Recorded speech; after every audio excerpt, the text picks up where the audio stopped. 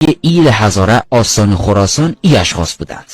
اول میر خوشای بیگ هزاره، رئیس طایفه های هزاره و یکی از سرداران سپاه نادرشاه که در جنگ ها و پیروزی های او با طایفه خود شرکت داشته و سهیم بوده. دوم درویش علی خان هزاره، با طایفه خود در سپاه نادر بوده و بعداً حاکم هرات شد. او هم در جنگ ها و فتوحات نادر شرکت داشته.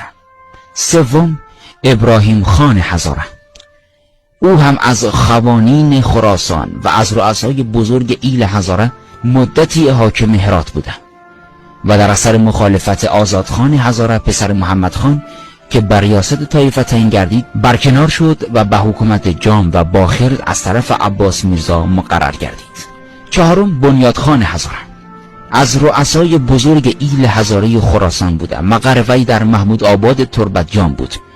وی در سال 1233 هجری قمری به همراهی فتح خان وزیر شاه محمود امیرافغان به آستان خراسان لشکر کشید و حکومت باخرز کوسویه غوریان یعنی از تربت تا نزدیکی هرات به او واگذار شد. پنجم بهرام خان هزاره، پسر بنیاد خان.